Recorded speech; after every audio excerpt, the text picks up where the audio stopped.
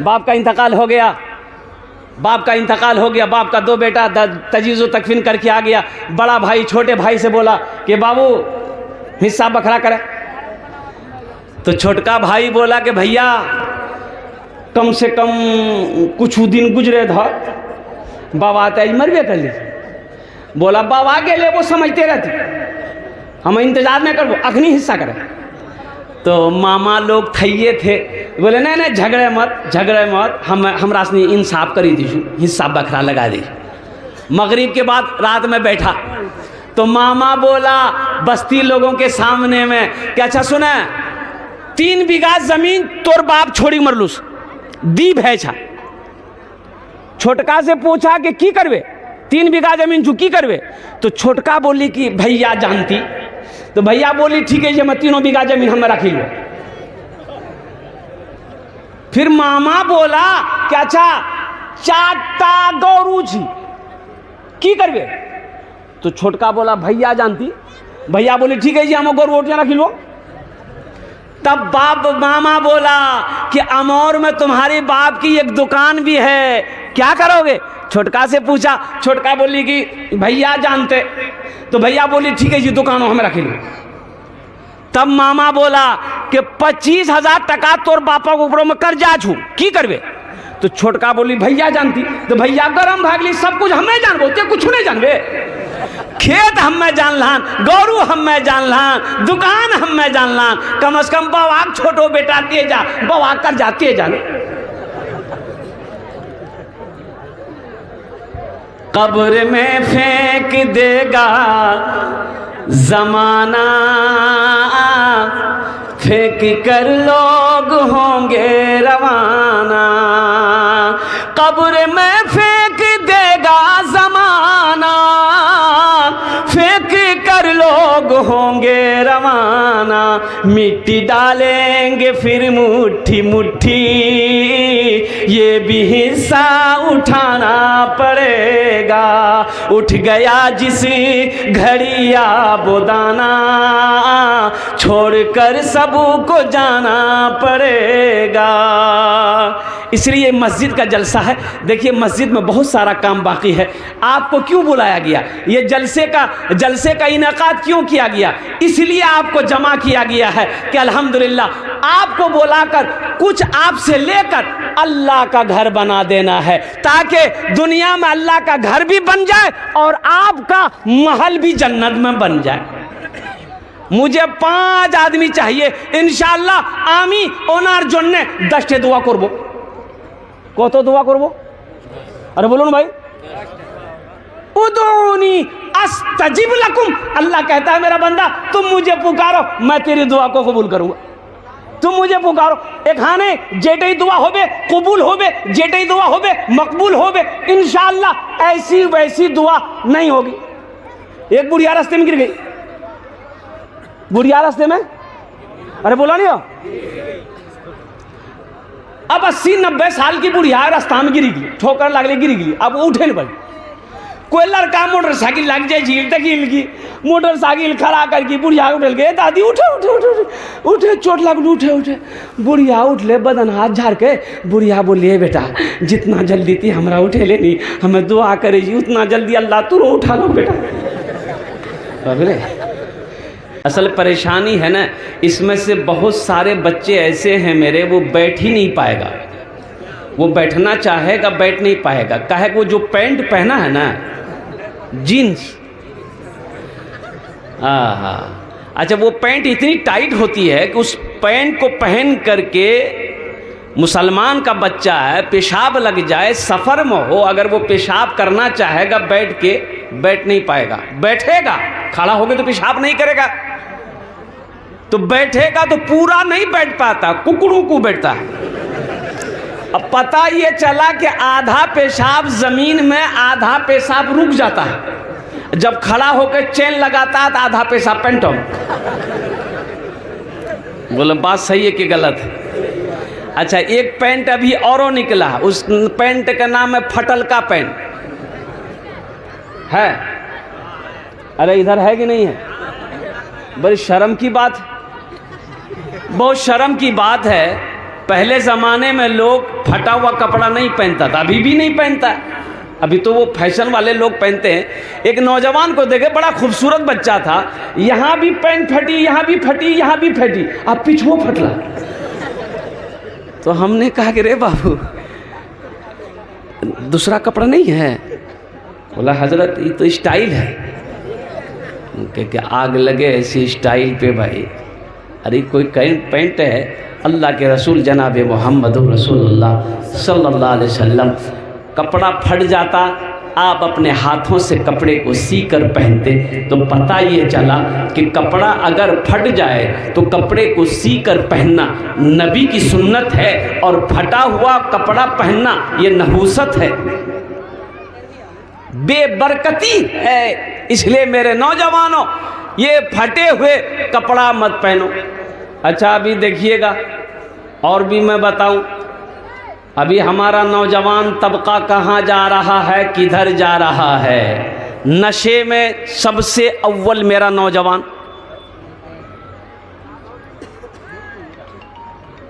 बेनमाजी में सबसे पहला नाम मेरा नौजवानों का है, ताश खेलने में, जुआ खेलने में नंबर 1 पे हमारा नौजवान आएगा, शराब पीने में 1 नंबर में आएगा, झूठ बोलने में हमारा नौजवान 1 नंबर में आएगा।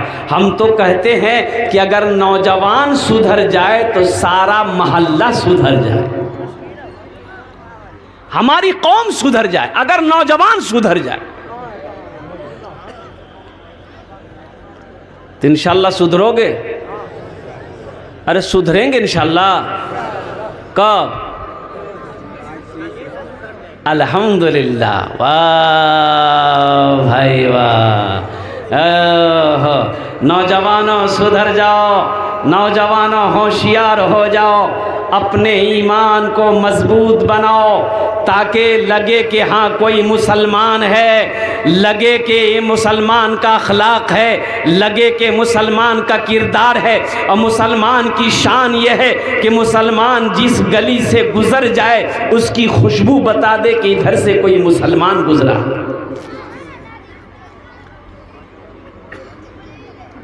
अभी भैंस हो जाए चौक में, 1 घंटा नहीं लगता खत्म। बोलो बात सही थी गलत बोला?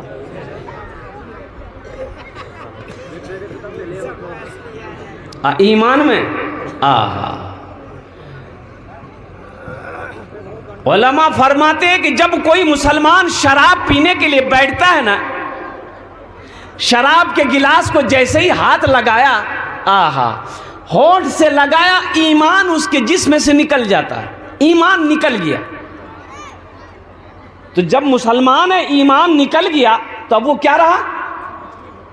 अरे बोलो भाई, काफिर रहा। और ऐसे ही हालत में अच्छा वो ईमान जाता कहाँ है? तो उलमा फरमाते कि ईमान, वो जब शराब पीता है, ईमान उसके सर के ऊपर में चक्कर लगाता रहता है उस वक्त तक, जब तक कि ये नशे से बच ना जाए, बाहर ना आ जाए, तब तक ईमान दाखिल नहीं होता। और ऐसी हालत में अगर मौत हो जाए, तब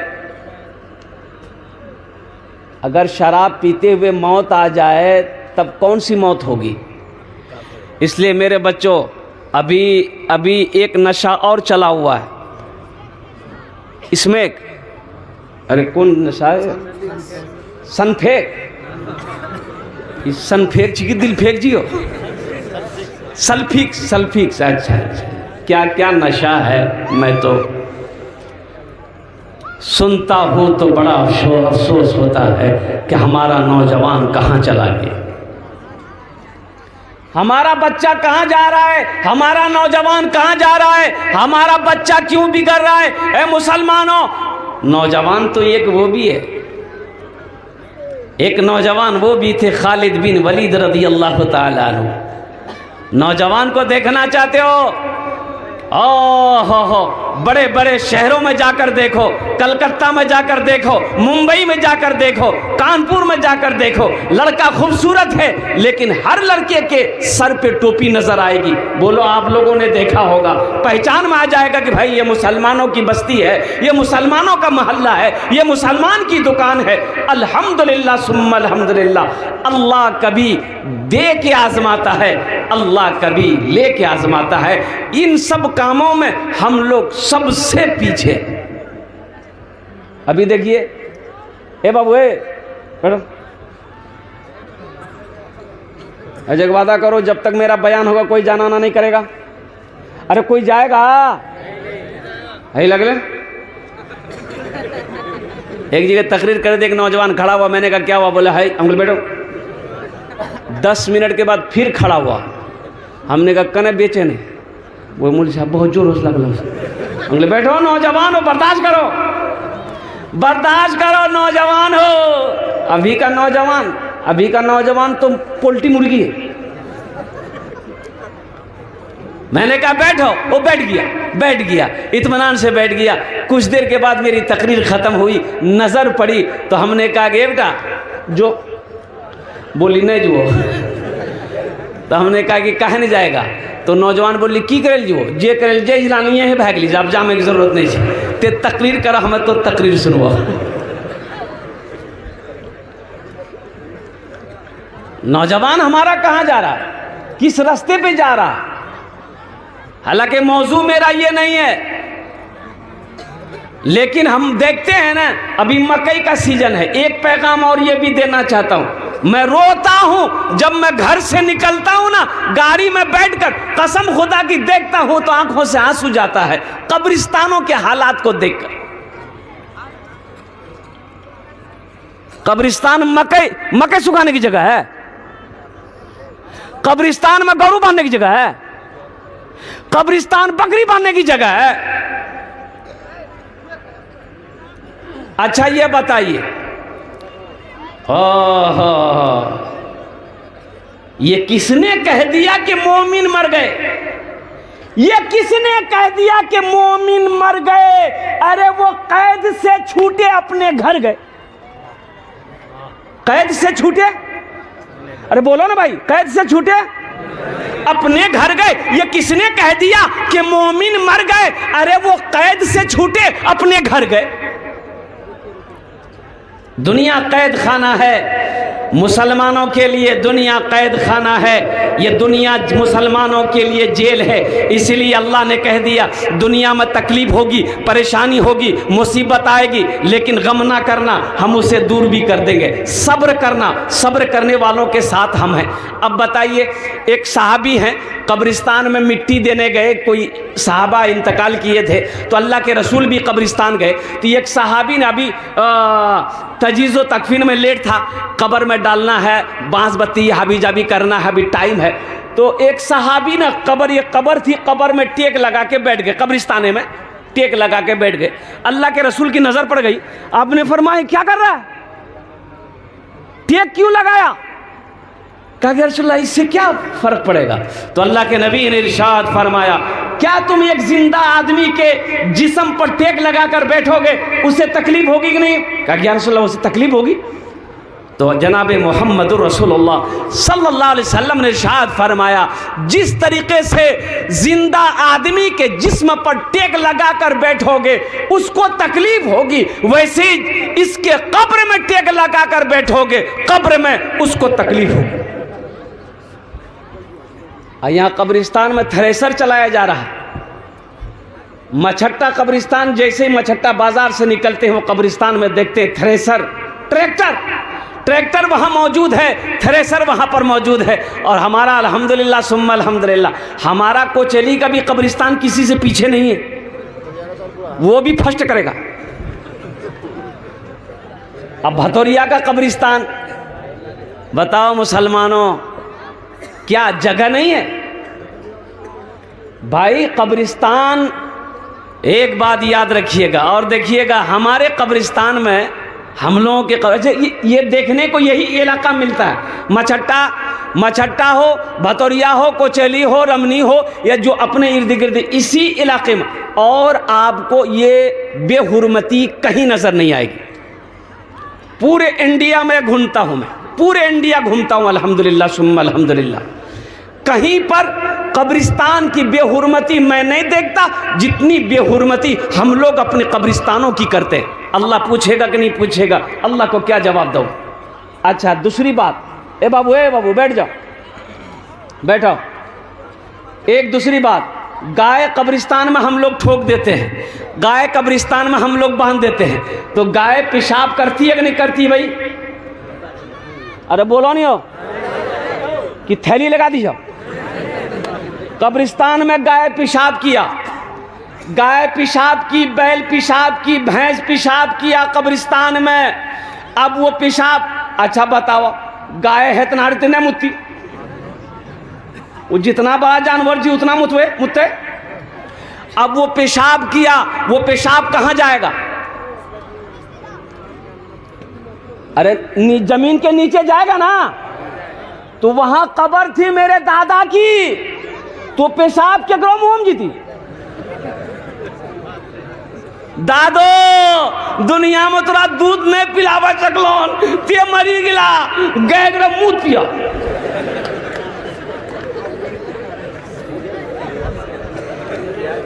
बहुत अफसोस का मकाम है मुसलमानों, मेरी बातों को हंसी में ना टालो।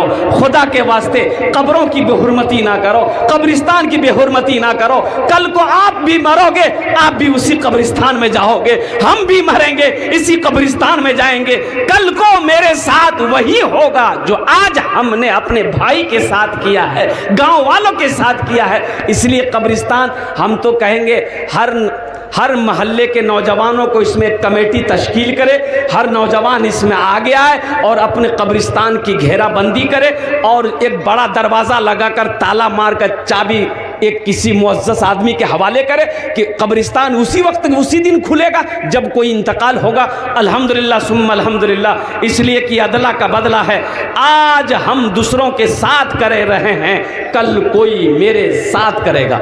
इंशाअल्लाह कब्रों की बेहुरमती से बचेंगे। हाथ उठाओ इंशाअल्लाह। अल्हम्दुलिल्लाह अल्हम्दुलिल्लाह। ये पैगाम था मेरे भाई, मेरे नौजवानों। मैं अल्हम्दुलिल्लाह, हालांकि जलसे के सीजन में मैं यही रहता हूँ और साल में ये समझ लिए कि 11 महीना मेरा प्रोग्राम होता है। बिहार में इर्द गिर्द में, झारखंड में जहाँ प्रोग्राम होता है यहीं से करते हैं। बाकी उड़ीसा हुआ, छत्तीसगढ़ हुआ, यूपी, लखनऊ, दिल्ली, कानपुर होता है, तो कलकत्ता से जाना आना होता है। लेकिन अल्हम्दुलिल्लाह सुम्मा अल्हम्दुलिल्लाह, मैं जब भी जाता हूँ इस रास्ते से, इलाके से नज़रें रहती है। बड़ा अफसोस होता है कि कब्रिस्तान आखिरत का घर है। ये कब्रिस्तान, अल्लाह अकबर कबीरा, ना जाने कितने लोग इस कब्रिस्तान में सोए हुए हैं। इसलिए शायर कहता है, ये किसने कह दिया कि मोमिन मर गए? ये किसने कह दिया कि मोमिन मर गए? अरे कैद से छूटे वो अपने घर गए, वो अपने घर गए, वो अपने घर में आराम कर रहे हैं, वो अपने घर में सो रहे हैं। इसलिए कब्रों की बेहुरमती ना करना, कब्रिस्तान की बेहुरमती ना करना। अल्लाह तौफीक दे, कब्रिस्तान जाया करो। और जब कब्रिस्तान जाया करो तो कब्र वालों के लिए फातिहा पढ़ो, दुआ करो, बख्शिश व मगफिरत की दुआ करो। कब्रिस्तान जाने का हुक्म है, अल्लाह के रसूल ने इरशाद फरमाया कब्रिस्तान जाया करो, इससे तुम्हें मौत याद आएगी, गुनाहों से बचोगे। और जब कब्रिस्तान जाओ तो मरने वालों के हक में दुआ करो, दुआ करो। और एक हदीस और सुना दूं। बताया गया कि बाप मर गया, बाप मर इंतकाल कर गया, बेटा कब्रिस्तान गया दुआ करने के लिए। तो सुनो, मरने वालों के कब्र में जाओगे ना, उनको उनसियत होती है। वो बड़ा खुश होता है कि मेरा बेटा आया है, मेरा बेटा आया है। माँ के कब्र में जाओगे, माँ कहेगी मेरा बेटा आया है, मेरा पोता आया है, मेरा नवासा आया है। एक बार याद, बाप मर गया, बाप मर गया, बाप मर गया, फिर 1 महीने के बाद चचा मरा, या 2 महीने, साल भर के बाद चचा मर गया। तो सुनो, अब वो बाप वहाँ इंतजार कर रहा है, ये चचा जो मरा है, ये मरने के बाद कुर्बान जाओ, वो आपस में मिलते हैं, वहाँ कब्र में मिलते हैं। बड़ा भाई छोटे भाई से मिला, आज जो इंतकाल हुआ छोटा भाई, तो बड़े भाई पूछते हैं कि दुनिया चला, घरों में सब थे ठीक? बोला हाँ सब कुछ ठीक। फुदकी की मैच है ठीक? बोले हाँ सब कुछ ठीक। और सुनो, ये भी हदीस है, ये भी हदीस है, अगर मरने वाला आज मरा है और मुलाकात हुई बड़े भाई से, उससे पूछता है कि अब्दुल्ला साहब कैसे हैं? बोले हो देखो, वो तो 2 महीना हमरा से पहले मर लीजिए, नहीं लो बोले नहीं हमसे मुलाकात नहीं है। तो कहते कि हो ना हो अज़ाब क़ब्र में वो मुब्तला हो गया है, इसलिए उनकी हमसे मुलाकात नहीं हुई है। इसलिए मोमिनो, ये किसने कह दिया कि मोमिन मर गए? अरे कैद से छूटे वो अपने घर गए। आखिरत का घर है, कब्र आखिरत की मंजिलों में से पहली मंजिल है, इसलिए कब्रिस्तानों की बेहुरमती नहीं होना चाहिए। कब्रों का एहतराम करो। अल्हम्दुलिल्लाह कब्रिस्तान जाओ, दुआ करो, बख्शिश व मग़फ़िरत की दुआ करो। अल्हम्दुलिल्लाह सुम्मा अल्हम्दुलिल्लाह। ये पैगाम थे जो मैंने अब तक आप लोगों के कानों तक पहुँचाया है। अल्लाह पाक हमें सुनने से ज़्यादा अमल की तौफीक अता फरमा दे। आमीन बोले अल्हम्दुलिल्लाह। आदत के मुताबिक मैंने शेर सुनाया कहाँ, तो आपकी इजाज़त हो तो एक मतला एक शेर सुना दूँ? अरे सुना दें। देखा 24 मिनट भागलिस, 24 36 38 36 36 मिनट बाकी है, मेरा टाइम पूरा हो जाएगा। और चिंता मत कीजिए, मीटर मेरा चल रहा है, लिफाफा तैयार जीवान। जिंदगी मेरी गुजरे, जिंदगी मेरी गुजरे, या खुदा मदीने में, या खुदा मदीने में। अरे आमीन तो बोले दो। सुभान अल्लाह। वो देखो बोली जी सुभान अल्लाह। आज एक पते नहीं जी कहाँ सुभान अल्लाह बोलना जी, कहाँ आमीन बोलना जी। माथा में दर्द जी तो टेबलेट खबा के गर्दने काटी फिकी दो की बोलवेन। अरे बोलो ना की बोलवेन? आमीन। क्या बोलना है? जिंदगी मेरी गुजरे, या खुदा मदीने में, या खुदा मदीने में। जिंदगी मेरी गुजरे, या खुदा मदीने में, या खुदा मदीने में। मौत भी मेरी लिख दे, मौत भी मेरी लिख दे, या खुदा मदीने में। मौत भी मेरी लिख दे, या खुदा मदीने में।